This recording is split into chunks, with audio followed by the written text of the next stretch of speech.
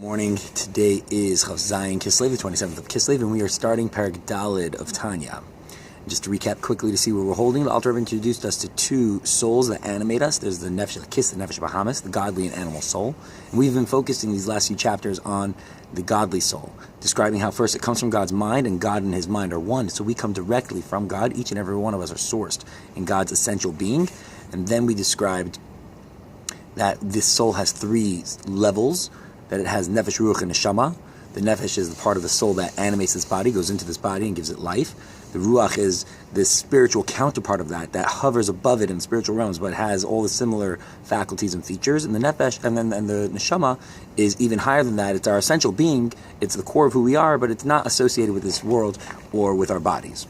Then we describe that each one of these three soul levels have 10 spheres.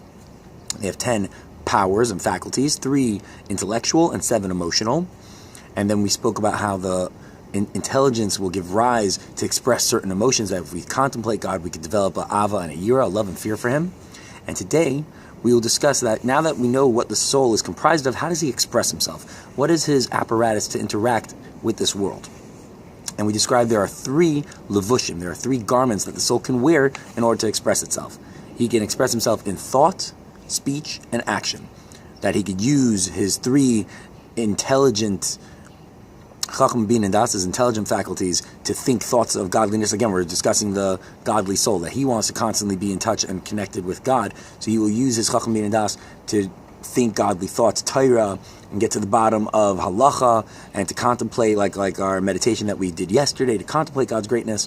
And then he will invest his emotions, his 7 emotions, into his dibur and his maisa. That he will do all the mitzvahs, the 248 positive mitzvahs and the 365 negative mitzvahs, that he will follow them with his feelings, that he will have his chesed immersed into when he puts on tefillin. That you're not just doing it because God said so, and mechanically I just wake up in the morning, I put on tefillin. You're doing it like if you do something for your friend. If you drive your friend to the airport, you're excited and you're happy and you're doing him a favor. It's not like you're just driving some person to the airport that it's your job, so I'll just drive him mechanically. No, this is someone that you love and respect, and you really will do them.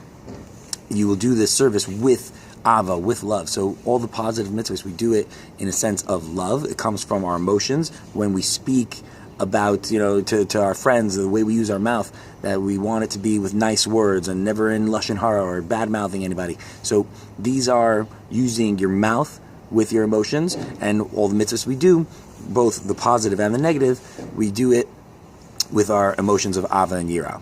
And this is very important because the soul has 613 organs. It's like we have limbs in our body that together comprise our body. There are 613 organs of the soul. There are 248 organs of the positive mitzvahs that comprise the soul, and there are 365 of the negative mitzvahs that are also organs of the soul. And each one of us need to complete all 613 mitzvahs in all 10 spheres, with all in 10 energies of ours, in all 3 expressions.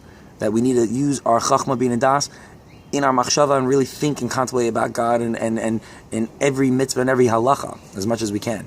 We need to do every mitzvah that we can with the most energy, emotional energy that we could express, because our souls come down, the Arizal says, in Gilgulim after Gilgulim, till we complete this entire mission.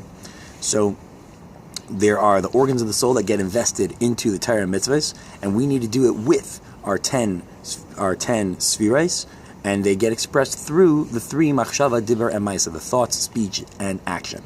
And by giving ava, we will come to do the mitzvahs, and by giving yira, I will refrain from doing averes from 2 reasons. First of all, God's the master of the world, and He doesn't want you to do this, so you're afraid to go against the king. He's the master, and you're going against Him. You're afraid for that.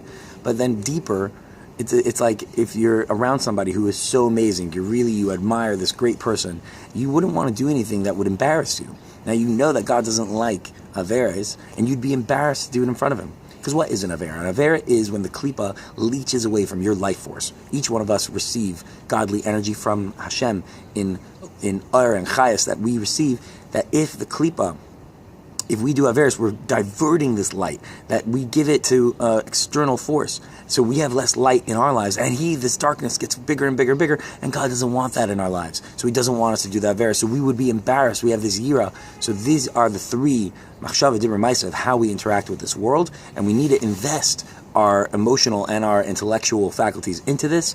That is today's Tanya. We will see you tomorrow night for the second half of Daled. Have a wonderful day and a good Shabbos.